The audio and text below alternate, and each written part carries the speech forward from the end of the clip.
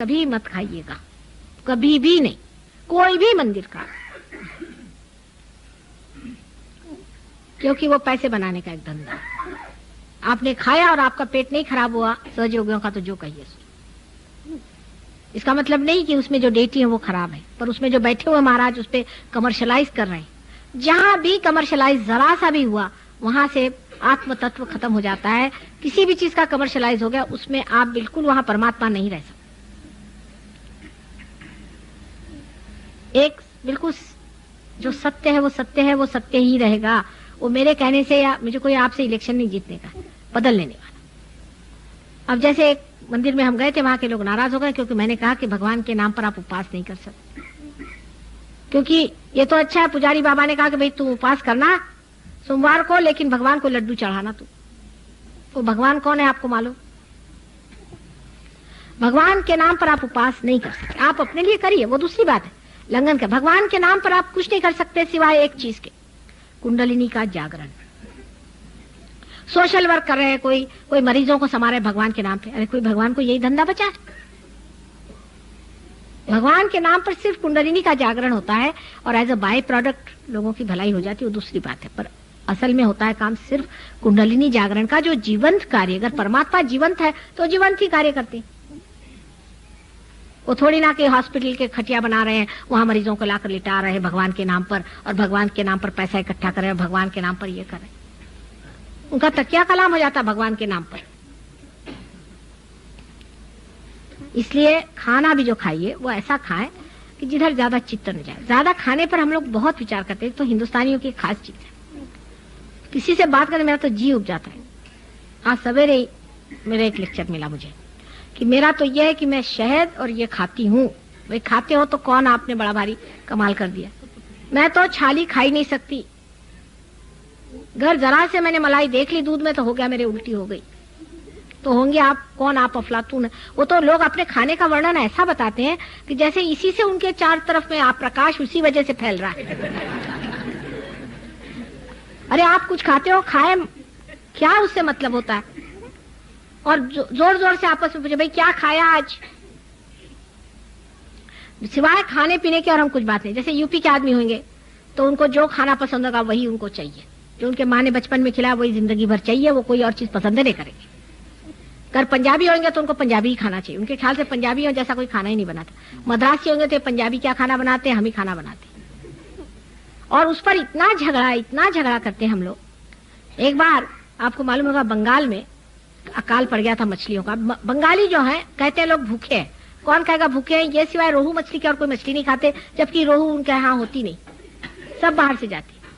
और जब मछली नहीं मिली तो बेचारे बंबई वालों ने उनके लिए भर करके एक पूरा शिप भेजा, पॉम्फलेट्स वगैरह। तो उन्होंने सब सड़ गया। बंगालियों ने कहा ये हम नहीं खा सकते, पॉम्फलेट नहीं, हम नहीं खा सकते ये गंदी मछली, हम तो वही खाएंगे रोहू, चाहे सड़ा के खा ले। ये हमारे देश में बीमारी है सबको इतनी। हमेशा सुबह शाम तक मैंने उसके यहाँ ये खाया, उसने वो खिलाया, रात दिन चलते रहता। और किसी देश में इतना नहीं। मेरी बीबी ये अच्छा बनाती है, हर समय खाने पीने की बात। हम लोग की जीभ बढ़ गई, आंख नहीं बढ़ी। जीभ ही है, जीभ ही है हम लोग, और कुछ नहीं रह गए। तो बोलते ज्यादा है और एक खाते ज्यादा है। इतना हम लोग को खाने की बीमारी, खाएंगे कुछ नहीं। ये अच्छा नहीं बना, इसमें प्याज ज्यादा पड़ गया, उसमें उन्हें बीबी बेचारी परेशान। लेकिन आप जापानी लोगों को देखिए, उनकी आंख इतनी तेज है। अब जैसे आते साथ कहेंगे साहब ये क्या गुलाबी रंग लगा रखा है, इसमें सफेद नहीं, इसके साथ दूसरा रंग होना चाहिए। इतना सेंस उनको कलर का होता है, इतना सेंस होता है, इमीडिएटली कह देंगे इसके एस्थेटिक्स ठीक नहीं, मतलब उसके पूरे वाइब्रेशंस पकड़ लेंगे। संगीत का लोगों को इतना ज्ञान होता है, जरा सा स्वर इधर से उधर हो जाता है। हम लोग के तो कान भी नहीं है, सारे तरह के बेसुरे गाने हम लोग सुनते रहते सुबह शाम तक। उसका बेसुरापन नहीं समझ में आता कि ये बेसुरी चीज है। लेकिन खाने के मामले में जरा सा प्याज लाल ज्यादा हो गया कि कच्चा ज्यादा हो गया, उसको पकड़ के बैठ जाएंगे बड़े बड़े लोग। आपको आश्चर्य होगा, मैंने प्राइम मिनिस्टरों को ऐसी बातें करती हूँ। वो कहते हैं साहब मुझे तो फलाने चीज की एक जलेबी पसंद है। बताइए, इसे सभी लोग इस देश में करते हैं कि उनको पसंद है तो लिए चले जा रहे हैं लोग, हो गया। ये शोभा नहीं देता। हर एक तरह के आदमी में यहाँ बीमारी है। ये तो अपने देश की मैं कहती हूँ कि खास चीज है। हिंदुस्तानियों को जानना है तो उनसे खाने की बातचीत करिए। कौन सी जरूरत है?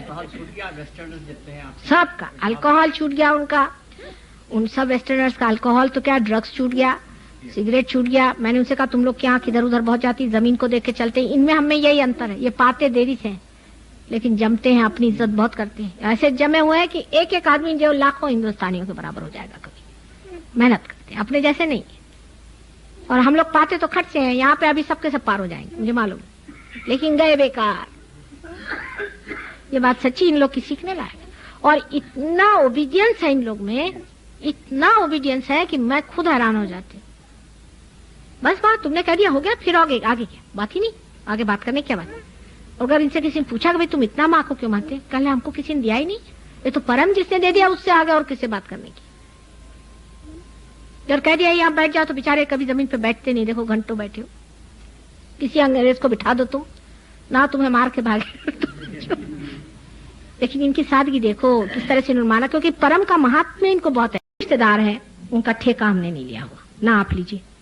आप उनसे कहिए कि सहयोग में आप उतरे, सहयोग को आप पाए और इसकी रिश्तेदारी आप अगर उठा ले तो सारी दुनिया ही आपके रिश्तेदार है। पर यह सोचना कि मेरी बहन बीमार रहती है और मेरे फलाने बीमार रहते हैं और इस तरह से जो लोग करते हैं उससे कोई लाभ नहीं। पहले आपको पार हो जाना चाहिए, पार होने के बाद आपका अधिकार बनता है। उस अधिकार के स्वरूप आप चाहे जो भी मांगे, आपका पूरा अधिकार है, सर आंखों पर है। आप अगर समझ लीजिए आप इंग्लैंड जाएं और इंग्लैंड से जाकर आप कहें कि हमें चीज चाहिए, अरे रहने दीजिए, उस लंदन में आपको लोग पैर नहीं ठहरने देंगे जब तक आपके पास सत्ता न हुआ जाने की। जब आपके पास सत्ता नहीं है तब आप सहयोग से कोई भी आशीर्वाद मांगना गलत है। जैसे एक साहब थे, बहुत बीमार थे, इन लोगों ने टेलीफोन किया, ट्रंक कॉल किया, मां उनको ठीक करो, पार नहीं थे, कुछ नहीं। तो मैंने कहा अच्छा हम कोशिश करते हैं, उनके साहबजादे पार थे, कोशिश करी। हमने कहा कि देखो इसको छोड़ दो। अहंकार इतना था कि वो ठीक ही नहीं हुआ। तब मैं आने पर वो ठीक हो गए, थोड़े दिन उनकी जिंदगी चली। लेकिन जब मरना है तब तो आदमी मरता ही, वो थोड़ी ना हम रोकने वाले। सिर्फ ये है कि सहयोग से मनुष्य शांति को प्राप्त करता है मरने से पहले, और जो चीज बहुत आकस्मिक हो जाती है उससे बच जाता है। इसलिए मैंने कहा कि एक्सीडेंट से नहीं मरता है, सडनली कोई चीज होकर नहीं मरता है। वास्तविक जब मरना है तब मरता है। तो उनको जब मरना था वो मर ही गए बेचारे, वो पार भी नहीं हुए थे और बड़ी मुश्किल से उनको किसी तरह से ठीक किया था, वो मर गए। तो उनके सब रिश्तेदार कहने लगे माता जी इनको बचाया नहीं। मैंने कहा उनसे एक सवाल पूछो कि आपने माता जी के लिए क्या किया। पहला सवाल। लोग ऐसा हक सहयोग पे लगाने लगते हैं क्योंकि ये सहज है। वो सोचते हैं कि माँ ने हमारे लिए क्या किया। अभी आपने क्या किया माँ के लिए, आपने अपने लिए क्या किया। पहले तो सवाल ये पूछना चाहिए कि हमने अपना ही क्या भला किया हुआ, सहयोग में हमने ही क्या पाया हुआ है। क्या हमने अपने वाइब्रेशंस ठीक रखे हैं या क्या हमने एक आदमी को भी पार कराया। महाराष्ट्र में आप आश्चर्य होंगे कि इतने लोग पार होते हैं, हजारों की तादाद में।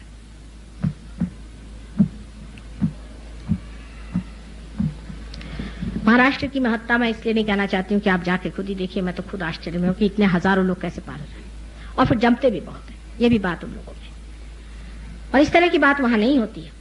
अब वहां ये नियम बनाया था पहले हमने कि जब किसी ने कर 11 आदमी को पार किया वही मेरे पैर छू सकता है। वहां पैर छूने की लोगों को बीमारी, अगर किसी से कहो कि पैर नहीं छूना तो बस उनके लिए फिर आफत हो जाती। शहरदार भी आदमी होंगे तो भी चाहेंगे कि माँ के पैर छू। यहाँ किसी कहो कि पैर छुए तो वो बिगड़ जाए, क्यों पैर छुए साहब इनके हम। लेकिन उनको मैंने अगर कहा कि आपको पैर छूना है तो आपसे कम से कम 11 आदमी होने चाहिए, वही लोग छू सकते हैं जिन्होंने 11 आदमी पार किए। तो कुछ लोग खड़े हो गए, पहले माँ हमने तो 11 नहीं 10 ही किए हैं, छू ले पैर। देखिए भोलापन। अब उन्होंने कहा कि भाई अब 21 बनाओ, कम से कम 21 पार किए तो माँ के पैर छू सकते, नहीं तो अधिकार नहीं जमता। और ये काम बन गया। 21 वाले बहुत निकला, इतने निकला है कि मुझे तो कहना पड़ा भैया आप जाने दो, अब नंबर बढ़ाओ। और